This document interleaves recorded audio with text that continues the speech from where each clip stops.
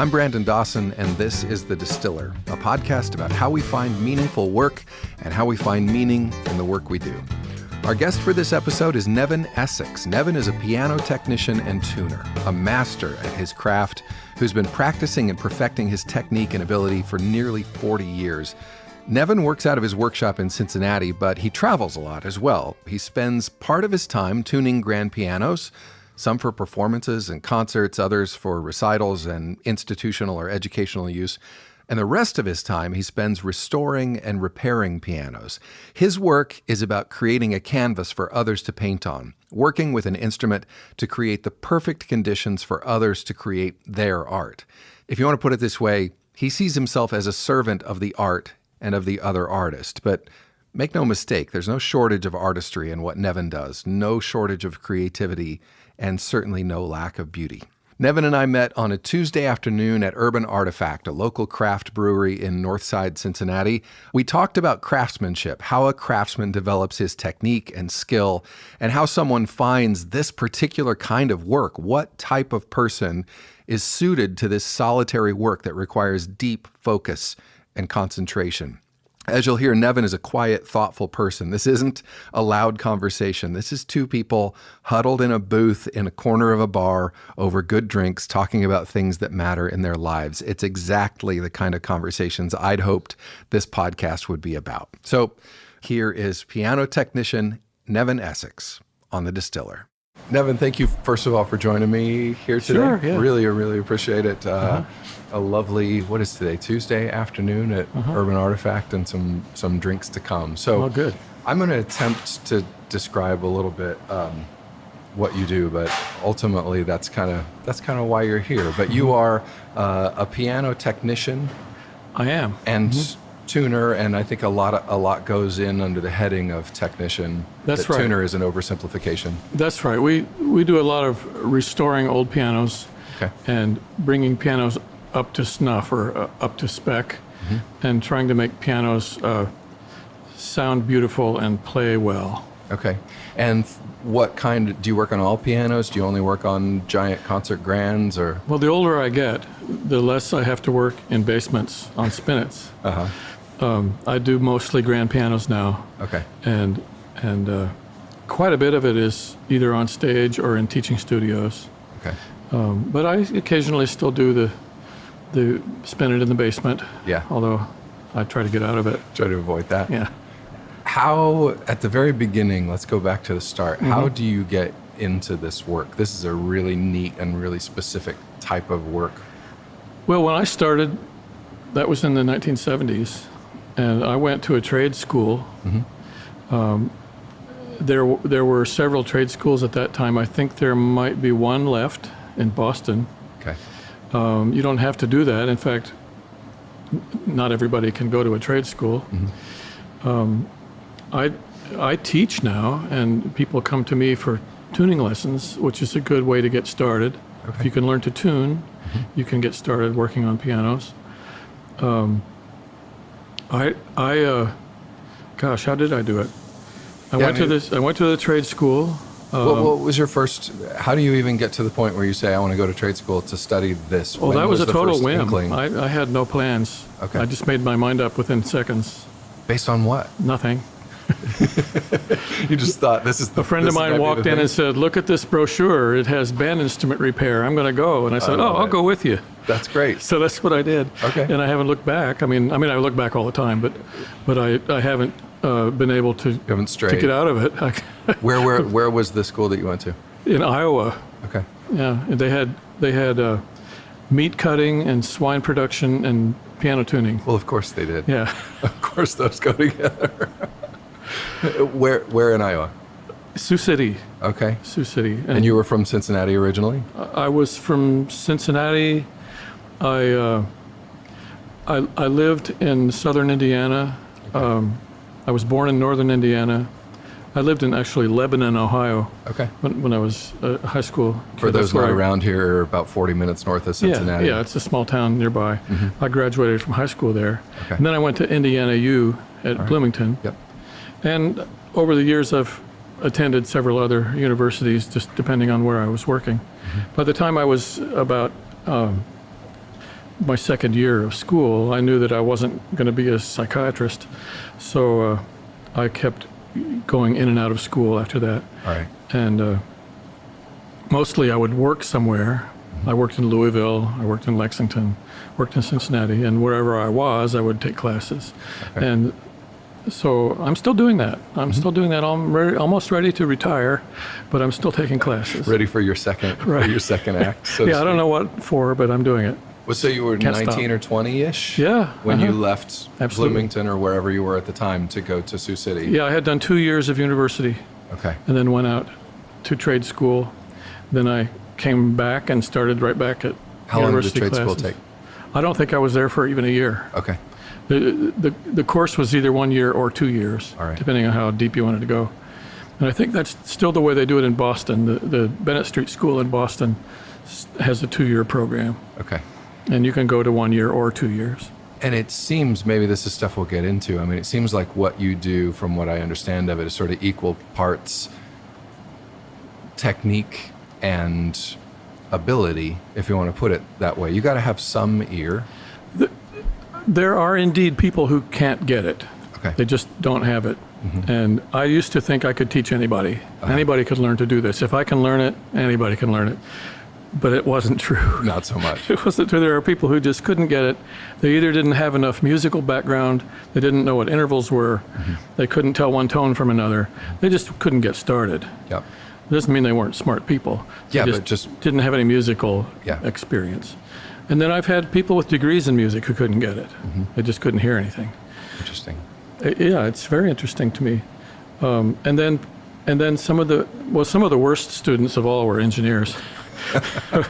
And some of the best students might be band directors or preachers, ministers do it.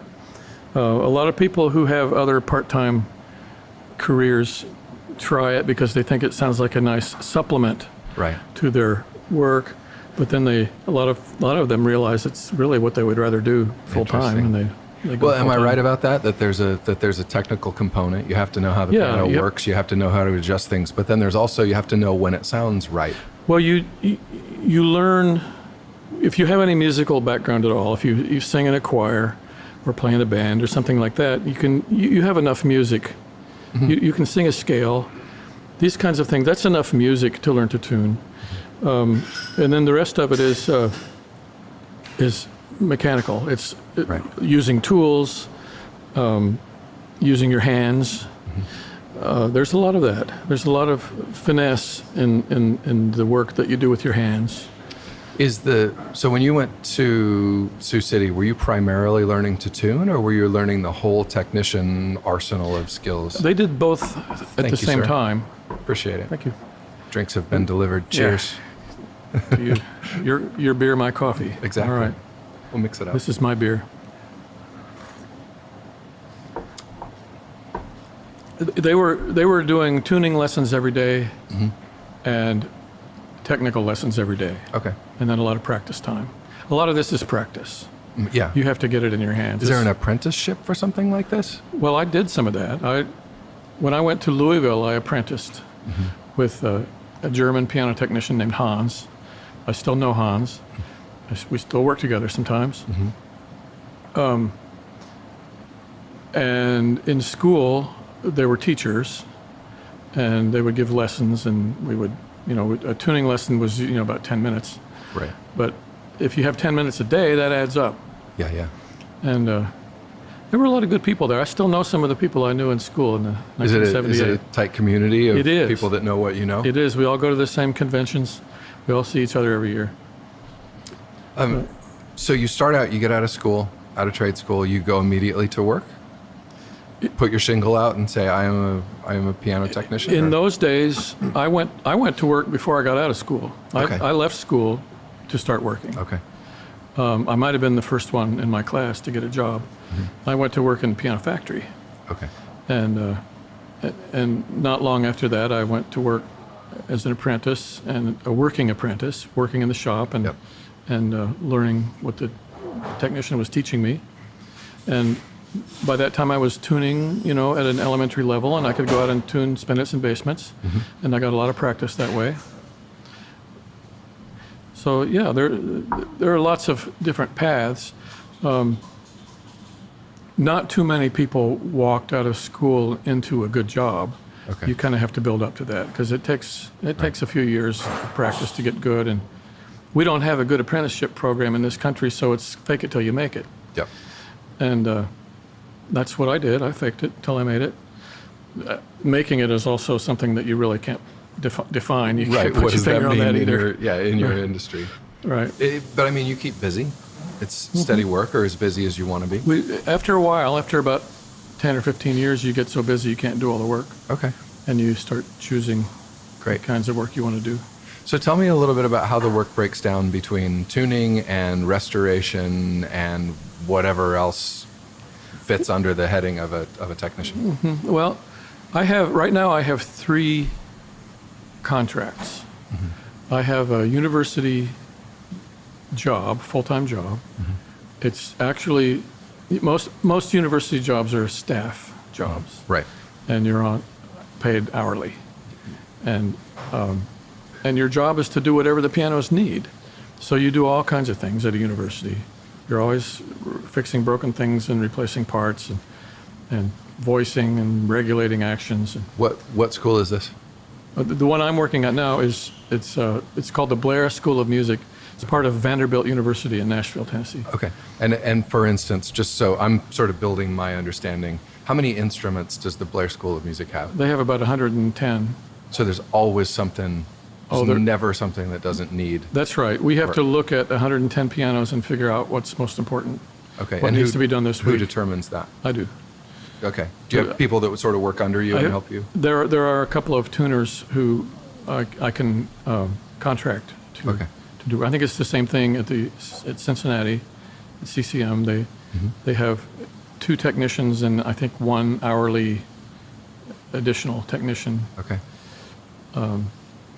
And so I have 110 pianos at Blair. I'm kind of new at that job. I'm still getting my mind around how, what everything looks like. They had a good technician before me, so there's a lot of visible repair work already done. Mm-hmm. But before I even got there, I was getting requests to do things. One request that I'm going to be your first job when you get here. Okay. So, they were ready for you. Right. And Nashville's 4.5 hours from here. So are you traveling down there? I live down there about 3 or 4 days a week. Okay. And I can bring work home here and work on it here. How does that work? In the car. I just bring an action with me and work on it at home. Homework. Describe what you just said. Bring what? What part of the piano? The internal part of the piano that you play, the keys and the hammers, that's called an action, and it slides right out of the piano. Okay. And I put it right in my car. That's fantastic. And I can drive it up here, and I have a shop in my barn, and I can do all kinds of things to it there. Then I take it back to Nashville and put it in the piano. That's great. And how close do you have to do fine tuning, or when you put it in, is it ready as long as it's ready? There's usually a day of work in the piano. Okay. After you've done something outside the piano. Yep. But if you put new parts in, that's par for the course. So the keys, I'm not a pianist. I'm a guitar player. Uh-huh. So I've been around a lot of pianos. So the action, which is the keys and the hammers, are independent of the strings. But basically you slide those in, and then they hit the strings, but the 2 are not necessarily attached in any they're not way. They're just pinned down. The action is just pinned down in there and held in place. All right. And you can slide it out like a drawer and carry it out the door. And you bring something up, and generally when you do that, you're replacing things, or you're just fine-tuning things, or some combination of... Well, if I'm not replacing parts, there's no point in taking it out of the building. Okay. So a lot of the work that we do is in the piano, adjusting the action so that it plays according to design, or better, and according to the pianist's requests. Right. We do a lot of regulating or touch weight work, which is how hard do you have to push these keys to get them to go down. And is that a particular taste of the pianist? Yeah, some pianists like a light action, some like a heavy action, some like could be anything. Some like a loud metallic sound, some like a warm cotton sound, and that's my job, is to make their piano suit them. when you're working in a music department where 100 people are going to play this piano over the next couple of days or before you get to it next, what are you striving for in terms of, are you just going for your ear, or is there a middle point? Well, yeah, you might call it vanilla or factory. Yeah, lowest common denominator. Factory specs, kind of average. Okay. But believe it or not, average is a pretty good place to go. Okay. What we don't want are outliers. Mm-hmm. We don't want a piano that's louder than all the others, or softer than all the others, right, or heavier or lighter than all the others. Uh-huh. We strive to make things average. And piano makers have refined and refined and refined their products until they virtually use almost the same parts now, and certainly very close to the same specifications, and are striving for the same kind of tone and the same kind of touch. So their claims to fame, their competitive advantage, a lot of it is in their service departments, and a lot of it is in how long they expect their pianos to last or how much they're worth. But if you put one good piano next to the other, it'd be hard to tell them apart if you couldn't see them. So a Baldwin and a Steinway next to each other, or a whatever?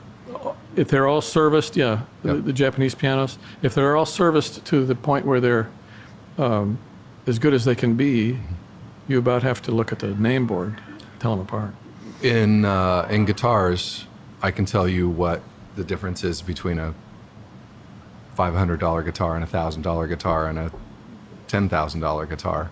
And there's greater difference between the $500 guitar and the $1,000 guitar than there is between the $1,000 guitar and the $10,000 guitar. Yeah, but all pianos are more than $20,000 now. Well, right, and that's what I was going to say, is what is the difference between what somebody might buy to put, in their living room, a baby grand or something like that, who doesn't have that money, and whatever is an amazing...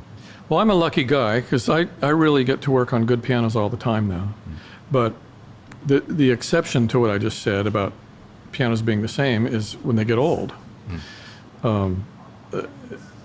It's a fairly recent phenomenon that good pianos are very much alike.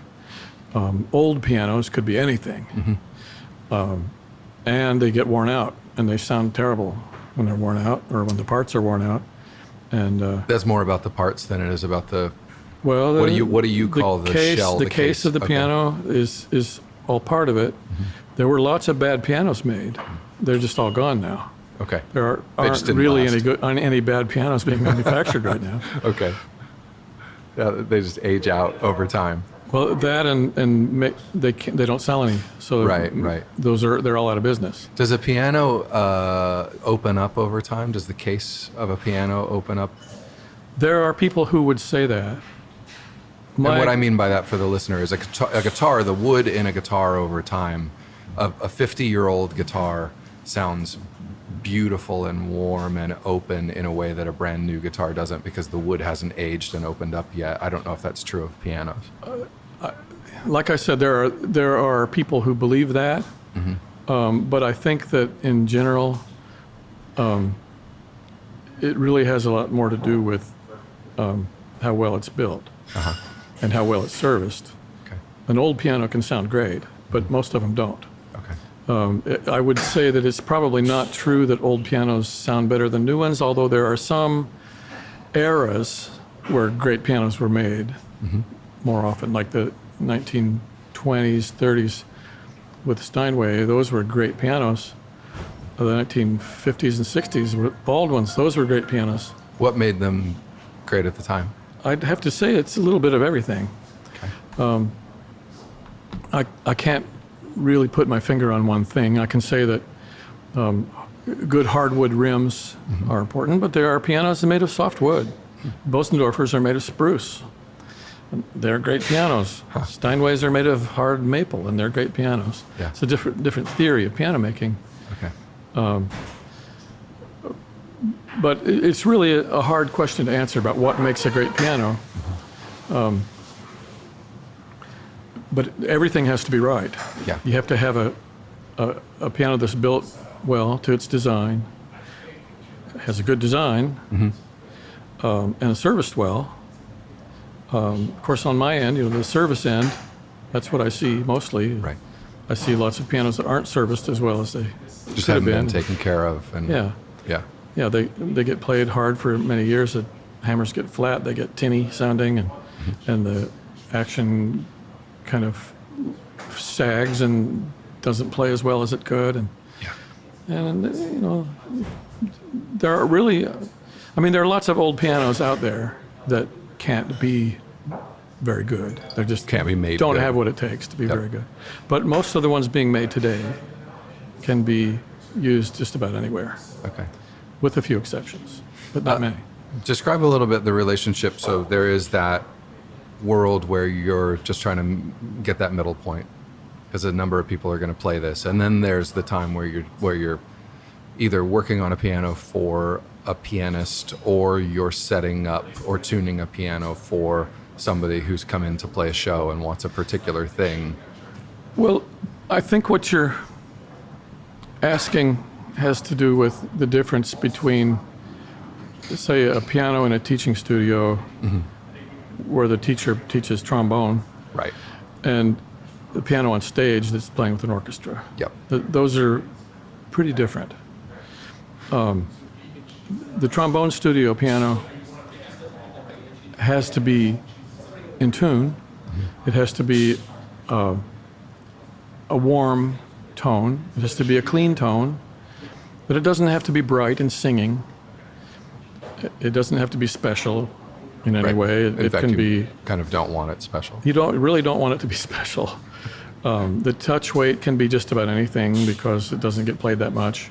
In fact, the musicians, the instrumental studios are kind of the last priority because they get used the least. They Yeah. get used mostly at the end of the semester when their jury's coming up. Right. But if the first half of the semester, Are you even touching those, or is that just not I do where them. I you tune do? them. Okay. I have to tune everything after the weather changes. Yeah.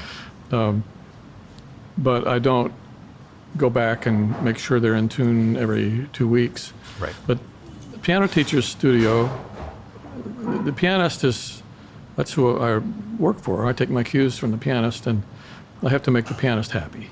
That's my job. So that could be anything. And pianists want widely different things out of their pianos. A piano on stage has to be heard above an orchestra, and that's not easy. And we often make those pianos brighter, stronger than sounds good on stage. Because you're not just hearing that. Yeah. Some houses are so live that we don't make them too bright because they could sound ugly from the house. Right. But part of my job is to sit and listen to the rehearsals Okay. so that I know what the thing sounds like from a distance. Right. But in general, if a piano is going to be played with an orchestra, the player wants it as strong as they can get it.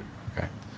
And So they want to be heard. yeah, that's right. You said on your website, I was reading through there, and you said one of the things about that relationship, and maybe it's not in that setting, maybe it's more in a one-on-one setting, is finding out what they really want. And I think specifically you said, I'll ask the pianist 100 questions.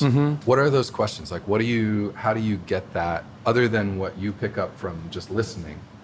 How do you get a sense of what they're really looking for? Well, first of all, you can look at the pianist, and if you've ever seen Garrick Olson, he's about 6'6" and weighs about 275 pounds. He's not going to have a light touch, He's not particularly. going to. It's altogether different from my wife, who's 5'1" and weighs 120. Yeah. It's a whole different thing. And now Garrick Olson plays a Bosendorfer, and Bosendorfer has a very sensitive, brilliant sound. But believe it or not, he's a very sensitive player. Okay. I mean, I don't know why I would say believe it or not. He's pretty well known. But a lot of times, a big guy with lots of muscular tendencies, or even a young woman who plays with lots of verve, is going to want a different sound from a very delicate. Right. A harder touch, a little something that yeah, requires you to pull the sound out of it a little bit more. Well, probably the biggest difference would be that if a piano is so bright that when you play it hard, it sounds ugly. Brass. That becomes a problem. Yeah. If the player isn't going to play real hard, then you can make it really bright, and singing, the sound jumps out of the instrument, and that's typically somebody who plays at home more than on stage. On stage players play with lots of muscle. Yeah. Usually, and you have to make the piano strong for them, but you don't want to make it tinny. Right. You have to make it sounds stand up ugly to that. Yeah. So there are a million different things to consider. Yeah, I mean, it's some of the things that I learned I spent a few years tour managing bands with pianists in them. And, I mean, one of the things you think about is a piano is essentially a percussion instrument. Yeah. In terms of how the sound is made. It's not a strummed instrument. Right. Those It's are got hammers hammers. in it, Yeah, hitting the instrument. And generally, in my experience, all stringed instruments sound best with the lightest touch. That's a broad statement. But You're talking about stringed instruments you can hold in your hands. yes. Yeah. Right. And I don't know if that's necessarily true. I'm not going anywhere with a question. Pianos I'm weigh just thinking 900 pounds. Right. I'm just thinking about the dynamics of how you achieve what you're looking for and the number of factors that you sort of have to take into account in order to get something that's at a desirable state for the pianist. Well, I really have to take it case by case. And pianists can be so different that I really have to enter into the relationship with an open mind, because I can hear anything and everything. There's no rule. Yeah. I can generalize a little bit, but it's very difficult to say anything for sure. Well, and I've got to imagine that a certain amount of your job of success in your job has nothing to do with your skill on the piano and has everything to do with your skill as psychologist and mediator, and in that conversation with the ego behind the fingers. Like, there's just got to be some difficult folks that you deal with. Absolutely, but it does take both. Yeah. I do have to be able to Certainly. do the work. Yeah, certainly. And I also have to be able to manage the situation. Yeah. I have people who tell me that the tones is squidgy or squeezed. Like that was a recent one. His tone sounds squeezed. Squeezed. Well, I can't just throw my hands up in the air and say, well, I don't know what that means. Yeah. I have to go find out what it means.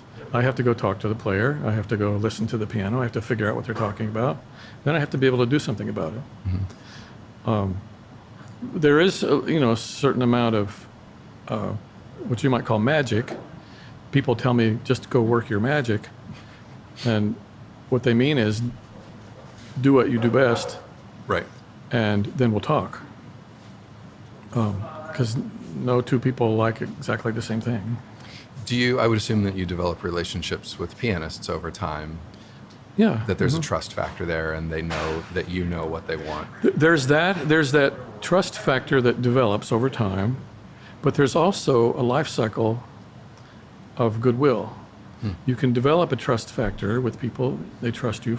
They learn to trust you, which takes time, and then you do all kinds of things for them, and they love what you do or they don't, and they get used to it, and then things start to fade, and it's not always true, but sometimes things start to fade, and they start to get a little bit tense and a little bit frustrated.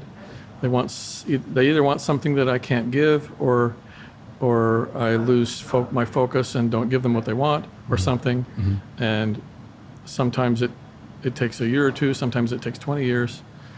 But it's not uncommon for people to trade me in for somebody else. Yeah. That happens, They often enough. Come back around. Yeah, eventually. I'm their hero for a while, and then I'm the villain. Right.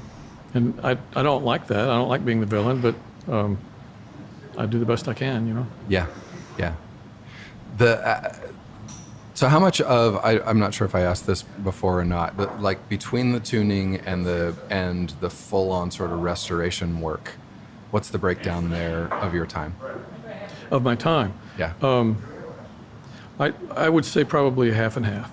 I Okay. probably do spend half of my time tuning. I go in to work in the mornings and I probably tune 3 instruments, which at a university is about half your day.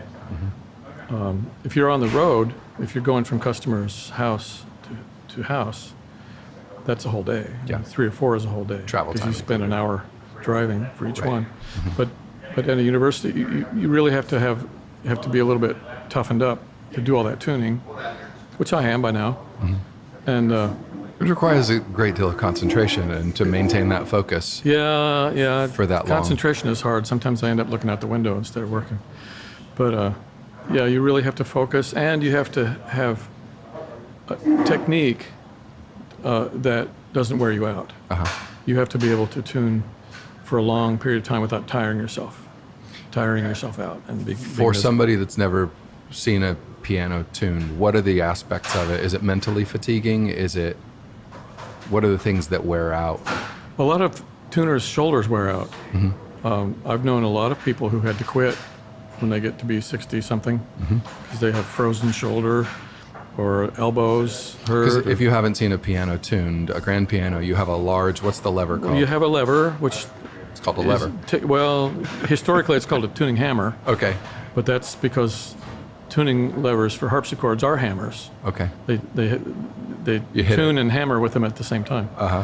But with a piano, there's no hammering; it's just a lever.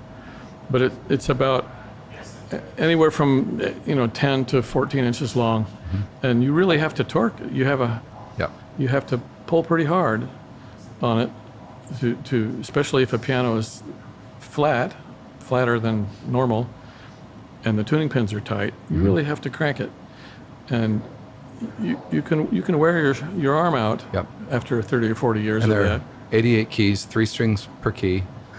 How many? Three on most of them, and 2 and 1 on some of them. How many strings is that total that you have to 200 address? plus 220 Okay. average. All right. Yeah, 88 keys. No That's right. shortage of work. No. If you go full steam ahead, you get done in about an hour. Okay. If the piano is just tuned that morning, you can get done in 15 or 20 minutes. Right. I do a lot of work like that, orchestra work.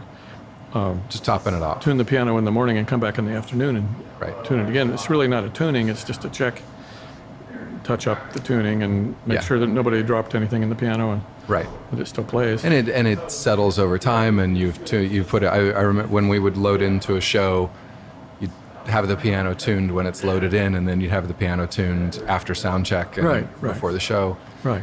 Yeah. Yeah, the cold weather, if you're moving pianos around on a truck, Right. the cold weather, and Things then contract and then expand. being inside, one after the other, that's difficult. Or on stage under the lights Yeah. can make a piano go flat. So we have to watch those things, and sometimes it takes a while to convince the people who are hiring you that that's important. That it takes that much time. Yeah. Yeah. And once they've heard a piano on stage during a performance sound out of tune, they start to get the point Yeah. that you really do have to work hard at keeping it in tune Right. for the show. Right. One good point on that subject is I came in to work on pianos for an orchestra after the summer, just recently. And the pianos I had 2 pianos that were both really sharp from the humidity. So I knew this was going to be an issue, so I let the pitch down and played the piano for a while, came back 8 hours later and did it again. Because if you don't do that, if you don't have those repeated tunings, Yep. no piano is going to stand to. Nobody's tuning is going to be stable. Yeah. So you really have to do that. And for an orchestra performance, they're tuned before each rehearsal and each performance. Yeah. And hopefully you have enough rehearsals to get those repeated tunings in Right. to make sure that it's going to be stable for the show. Does just playing a piano in that situation where the humidity and the temperature have caused it to go to a place that you're trying to bring it back from. With a guitar, the action of playing the strings stretches the strings and brings the guitar eventually into where it's going to settle into whatever that stable state is. Right. Okay. That's the answer is yes. Okay. Playing it, shakes it, rattles it, vibrates it into. If it's going to go out of tune, it'll go out of tune when you're playing it. Right. Even if you can tune a piano and make it beautiful, and then the weather changes and it'll stay until somebody plays it. Right. One song in, everything's wrecked. Right. So you really have to do those repeated tunings for performance situation like that. Because there's no substitute for that. Gotcha. You can bang on it all you want, but there's nothing like a Rachmaninoff to knock a piano out of tune. I had the pleasure of being recently out at your workshop at your home just for a minute, and you showed me a box of hammers that you had. I don't know what they were for, but there was just a box of hammers there that you opened up, a very delicate. A new set. Yeah, a brand new set. So the hammers are the parts that the keys cause to contact the strings. That's what strikes the string. That's right. Piano hammers are these really beautiful carved wood little. I mean, it was lovely. Like when you open that box up, they're wrapped in tissue. Mm-hmm. That was a lovely thing to see. And it just, to me at that moment, it spoke to the craftsmanship and the workmanship that you get involved. Tuning's one thing, and it is a beautiful, beautiful art. But the idea of restoring a piano. There's a lot of satisfaction in that. Yeah. And when we get those hammers, those are blanks. So we have to drill the holes in them. Okay. And cut the coves in them, and taper the sides, and shape the tails, and glue them on, right, and all that stuff. So there's and then so much hopefully craftsmanship to be done. You don't just take those and slap them into place. There's a lot of work to be done. There's a lot of work to be done, and once they're in the piano, then the weather changes and it'll change. Everything changes again, and you have to do it again. And but that's the kind of work we love. Yeah. That's what I love to do. Well, yeah. So that craftsmanship aspect of it, was that something when you were first learning to do all of this? Was that what you loved? Or is that something that over time, the mastery that has come from? Well, I didn't get to do new hammers for a long time until I, maybe 10 years in. Okay. But what I do remember is the first time I was in a piano shop, there were all these funny-looking parts and tools and stuff laying around, and I was fascinated by that. I was fascinated by these tools that couldn't be explained. I couldn't figure out what they did. Yeah. And little parts laying around on the workbenches, and this smell of the old musty pianos, and the finishes that were being sprayed, and just the whole culture of piano work. When it was brand new, it was really imprinted in my mind, and I still experience that sometimes. Walk into somebody's piano shop, and I really feel it. Yeah, there's I am a woodworker. Some of my best memories of my childhood are going over to my Uncle Dave's house, and the adults are upstairs playing cards, and I don't know why they let me loose. I mean, as an 8 or 9 year old kid, down at like the radial arm saw on a table saw. Right. I mean, something that would never happen today. And I build a box, or I just cut pieces. And what that's translated into is as an adult, I've built bookcases, and generally where my mind goes when I need something is how can I build this myself? Well, the most fun part of all of it is when you first set the tools up, you just make some practice cuts, and you get to smell the sawdust and see where it all blows. It all comes back. Sawdust blows around the room. The romance of that is something certainly that I think about. I guess what I'm getting at is, do you still cultivate that sense of the romance? And it certainly sounds like you do. Absolutely. I'm glad I'm not a pig farmer. You could have been. It was the same school. Yeah, that's right. It's right there. Right. Just one course option, one box in the wrong place. But I know I share a shop with a cabinet maker. He says the same thing. Just, don't you love that smell? Yeah. And I think, it's not good for your lungs, but I guess I do. Absolutely. Yeah, you develop a tolerance over time. Enough of it builds up in there. What is do you think about the fact that, you'll be our 23rd episode of the podcast. We've had people on the podcast. We've had a lot of artists, poets, and musicians, because they're a lot of the people that I know. We've had a lot of I don't know, like, how would I say this? Like, a lot of white collar,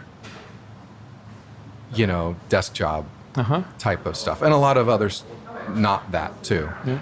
But I, in another life, in a couple of other lives, would have just been a woodworker my whole life. When I got out of radio after 15 years, when I was 30 years old, I went and swung a hammer for 2 years because I wanted at the end of the day to have something to show for my work. And that romance is still very strong there. Do you have any sense of your place? You said there are not that many people that do what you do, and there's only one school that you mentioned that still does it, and a lot of these trades and master craftsman types of trades are disappearing in the world. Do you have a sense of that around you as you work? Well, what I see is that a lot of craft people are being replaced by Home Depot and that kind of thing, and that's a craft too. So a lot of craft people go to work at Rockler and Woodcraft and places where they can make something at least for their work. But I have to say that what I experience that's different, I think, maybe it's not different, but at least the way I feel about it, is that our work is about what's in the imagination. Music is in between your ears, right? Now, I know boat builders, the boat has to float. But when you go walk on a new boat that somebody just built, it stimulates your imagination. Yeah. If somebody builds a kitchen, you have to put pots and pans in it. But it's so beautiful that you just stand there and look at it in awe. And what we do is about music, and music is very complex language. It's the culture talking to its people, people communicating with each other in very subtle ways through music. And it's meant to be in your imagination. The whole purpose of it is to reach your imagination. So when I work on a piano, I can't just think of it as a machine. It's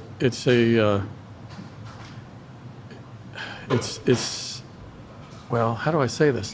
When I was a kid, I would listen to my dad's Heathkit radio and listen to the funny little sounds that the airport would send out, ding, ding, ding. And it stimulated my imagination. I started playing like I was on a spaceship. Or if I had some other little toy that made noises or that had lights on it or something, it would make me want to play with it. Well, what do pianists do? They play, right? So the sounds that this thing makes are meant to reach the imagination. And so I'm always thinking about that. That's what I get up in the morning and go do. So try to make an instrument a part of your imagination. Yeah. How do you think about your work when you're not doing it? When I work in advertising a lot of the time. If I wake up and I'm going to work, I'm generally thinking more than I want to about it because somebody's placing demands on me. When you're not there and you're not doing your thing, you're thinking about how to get it all done, right? Yeah, right. And I'm angry at that I don't get to play. Like, how do you think about your work when you're not doing it? Well, part of it is problem solving. Sometimes I'll have a problem to solve, and I'll be thinking about how I can make a little device, a little jig, a little something or other, a little tool to fix something. And that's a lot of fun. Yeah. Other times, it's like you say, it's, how am I going to be in two places at the same time today? How am I going to get from here to there? How am I going to smooth over this mistake that I made? Mm-hmm. How am I going to fix this broken thing? But I never fear that. I always get up in the morning ready to go. I can't wait. I think of myself as very, very lucky. I don't dread going to work. When I was a kid and I played sports, I dreaded going to football practice. I hated that. Yeah. I dreaded it. I didn't want to do that. But I had to impress my friends or whatever. So I would get up and go. But I just couldn't wait for rain or something to cancel practice. I was the same. If it snows now, I still want to go to work. I want to drive through the snow and get there. Yeah. So I'm a really lucky guy because I'm most of the way through my adult life, and at least career-wise, and I still love it. Yeah. You've never seriously considered doing anything else? Well, yeah, I've considered doing other things, but I never considered quitting this. Right. Yeah. But there are things that could fit around this. I've done some work towards some other things. Never amounted to much. I went to mediation training, domestic mediation. The tree falls in your driveway. Your neighbor's tree falls in your driveway. Who's going to pay for it? You can't solve the problem. Right. And I realized, a lot of things about that. And that's fun for people who are oriented that way. But not for me. I'm never going to do that. Yeah. For one thing, there's no work, but retired judges do it for free. Right. But what is it about you, about your personality, about your approach to the world that makes you particularly either suited or good at what you do? Well, there's my background, which, as a kid in school, my parents put me through music, which was good, and kind of set me up. My grandfather was a vaudeville musician and a repairman, a musical instrument repairman. He fixed violins and guitars and all that. So I have that kind of in my family. But personally, about me, I'm not, how would you say, I think I'm an introvert in the sense that what recharges my batteries is being alone and working on things by myself. I don't have a lot of stamina for social interaction.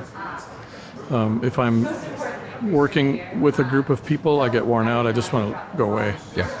So I like people, I get along with people, but I have to have that in doses. Yeah. After I work on a piano and I get it all set up, I've worked all day on it and I love it, then I want people to come and listen to it. Yeah. Yeah. You welcome people in. Please come in. You created. Listen to this. But if I had to work all day in an office with other people doing their things, it'd drive me crazy. For one thing, I guess I'm selfish and I want to do it my way. And if I had to conform to everybody else's way all the time, I'm just not good at that. But you do. I mean, you are doing it your way is accomplishing what the pianist is helping them accomplish their thing. So it's not entirely selfish because the work that you're doing in isolation is helping someone accomplish something very specific. There is a point to that, but they don't tell me how to do it. Right. And if they did, right, there'd be trouble. They'd have to get somebody else. Yeah. I have experienced that to the death of clients. Clients wanting to tell me how to do things. Yeah. And they died before I did it. And I'm not proud of that, but I'm just really stubborn about that. Yeah. Well, I've always said, I don't think I'm always right, but I always think I'm right. And over time, I think maybe you were that way when you were younger, maybe you weren't. But over time, the skill catches up to the ego or whatever it is that Well, my older brother said I never took no for an answer. There you go. But I was a private kid and I could figure things out on my own. Mm-hmm. I wasn't much good at social, how the world worked. I was clueless. I was a terrible university student because I just didn't understand what all this stuff was for. Yeah.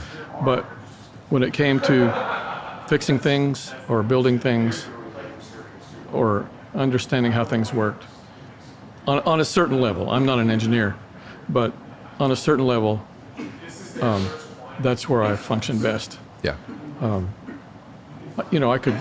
I could fix broken alarm clocks and I don't know. There's a lot more to that story that I haven't thought about too much, but on a certain level, I work best by myself when I can have time to figure things out. Even with pianos, I go to a training program, and I'm there, and the instructor is trying to teach me something, and I'm staring into space, and I don't get it. I don't get it until I go home and plot it out and set it out on the table and say, okay, now what's this all about? Then I can figure it out. What would that be at this point in your career? What are you going to classes to learn at this point? I went to, not just this year, but maybe 10 years ago, I went to an action balancing school on Martha's Vineyard with a brilliant engineer who devised a way to balance actions so that each key feels exactly the same as the next, even though the hammers are all different weights. Right. So, it's brilliant. He's a brilliant man. But he could look me in the eye and he can say, you see this formula, this is, and I can't even repeat the equations, but, and he would look at me and he said, don't you get it? And I said, not yet. I said, I don't understand you. Yeah. I explained it. It's so simple, but I couldn't get it. I couldn't get it looking him in the eye. But I got it the day I went home and got alone by myself and figured it out. Yeah. That's just the way I think. I think that's true of a lot of craftsmen that I've worked with. I worked as a framer and a finished carpenter for a couple of years, like I was telling you, and there were guys that if I asked them, what the formula was, or to tell me how they thought about laying out a stair stringer, they couldn't do it. They probably thought you were a real nuisance, didn't they? Yeah, absolutely. Like, just get out of my way and let me do it. But like, if you ask them to do it, and there's some serious geometry that's going on in there to calculate the rise and the run and in the distance and how many steps. Sine and cosine and all of that. And it's something that they know how to do it. It's in them. Yeah, that's a good example. Like, I had to build something with angles. I had never had geometry even in high school. But I had heard somewhere that sine or cosine or something like that had to do with matching up angles. So I got out a book and I figured it out and I built the damn thing. And I don't even remember how I did it now, but I could figure that out. Right. It wasn't hard. I just had to put my mind to it. Yeah. It's kind of like figuring out a computer program. It seems intimidating until you just get in there. And I hate those things. Yeah. But if you just get in there, open it up, read it, take a look at it, it all makes sense if you just spend the time thinking about it. Well, and when you've got the application for it and when you can see it. And I love your answer to that guy. He said, don't you understand it? And you didn't say no, you said not yet. Right. And that's perfect because that was confidence that it'll come to me. I need to find the proper place for it to sit in my understanding. Yeah. So, I feel like I'm doing work at the top of a piano technician's career. And I may never go do anything any better than what I'm doing right now. And that's pretty good. I like that. Yeah, I mean, that sounds great, though, because the other way to say that is I am doing the best. Like, that's kind of like I may never do anything better. Like, but that's not for me to judge. No, but what I hear in you saying that is you're doing great work. You're proud of your work. You have achieved through a lifetime of practice and application, a mastery. That word is something that I'm kind of interested in because that word means different things to different... That's perception. That's your perception of what I do. But would you say it's untrue? I don't know. It's not the way I think about it. Yeah. I don't think I've mastered anything. I think I'm still working on everything. Right. Yeah. And I may think that I do it better than the last guy. Mm-hmm. Of course, time has passed since the last guy worked on it. Right. And the next guy may think he did it better than me. Yeah. But I guess, it all boils down to whether they call you. Right. If they call you and ask you to do the job, phone's then still you ringing. win. Right. Right. You've done it. You got the job. You do the work. You get the money. Yeah. And what it works for me the way it works for me to think about it is not that I get the most work or make the most money or do that, but the way I judge it is I get to do the best work. Mm-hmm. Not that I'm the best, but I get to do the work that's the most enjoyable, the most rewarding. Yeah. At least from the way I imagined it. Sure. What I had in my mind is now in my hands. Yeah. And I get to do that work. And that's where I am. But I'm not getting more and more work because I couldn't do any more work. Yeah. But I'm getting better and better work. Yeah. More and more enjoyable work. So that's been my goal, and that's where I'm going. Yeah. And I love just talking to you. I mean, it's apparent that you care deeply about it. It's apparent that you think deeply about it, and the relationships between the work that you do and how they impact the people that you come across. Are you a musician yourself? Do you play? In a way, I have played. I've played gigs as a kind of a singer-songwriter. Okay. I've written lots of songs and performed them sometimes, occasionally for audiences, real audiences. On the piano? On guitar. Okay. Acoustic guitar. All right. Kind of a 70s singer-songwriter All right. type. There's not much of a market for that. I went out. Tell me about it. I went out to Nashville, and I was walking down Broadway on a nighttime, and there was a country band in every storefront. Yeah. For a mile, right? And loud music blasting out of every storefront. And then I went down a side street, and I saw a singer-songwriter inside the window, and there was nobody in there listening to him. Nobody. Yep. And I thought, okay, this is what I do. This is my kind of music. No, I but know. Nobody's listening. Yeah. I can read that writing on the wall.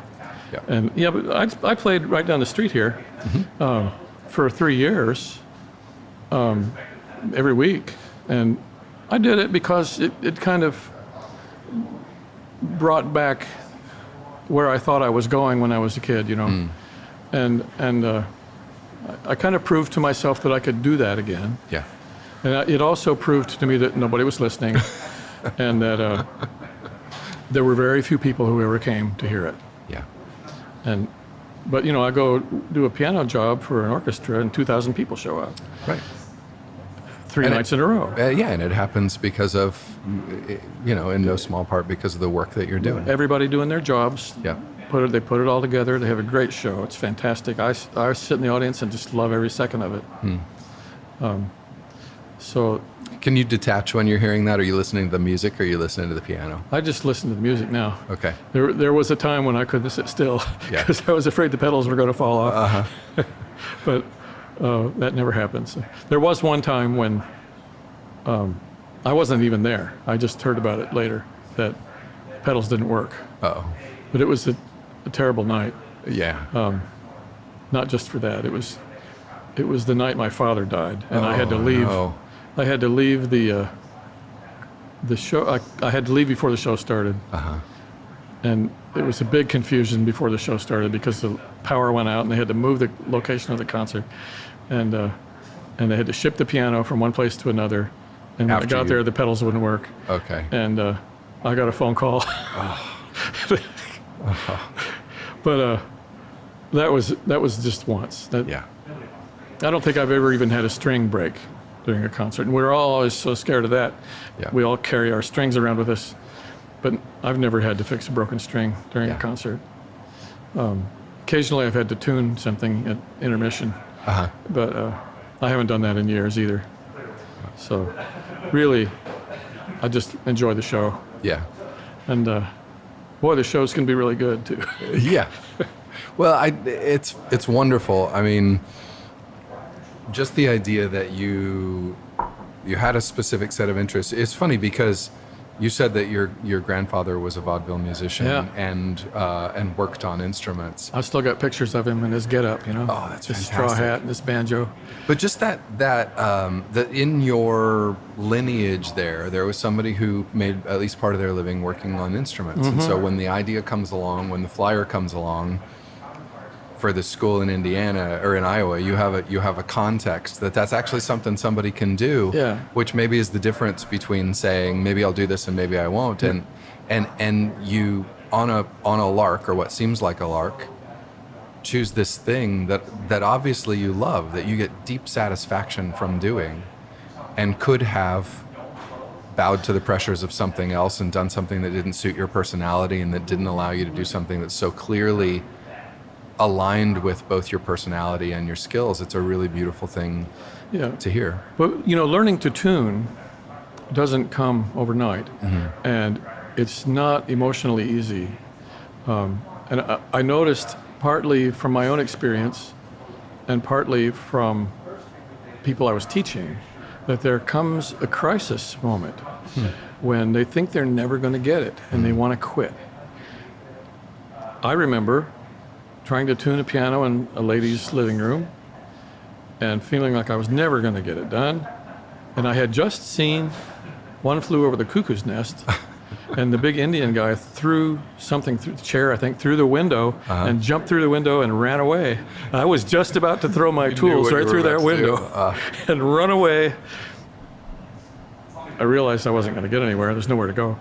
But I saw this with tuning students. Even when I worked at Baldwin, I was teaching tuning, and there would be a crisis moment where they would want to quit, and I would say, "Don't quit now, because tomorrow you're gonna right understand there. it." Yeah, you're right. And that's there. exactly what happened. The next day, they would say, "Yesterday it was so weird. Today I understand it. Yeah. Yesterday I couldn't get it," and it was like something clicked. And I see this in just about all students who learn to tune, and myself. So there is that curve that we go through. So, I went to school, but I didn't learn how to tune there. I learned how to tune later when I got alone. Right.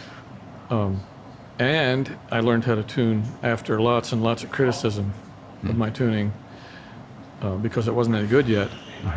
And people holding me to the fire and saying, if you want to do this for a living, you got to get there, buddy. And it took a long, long time. Why didn't you give up?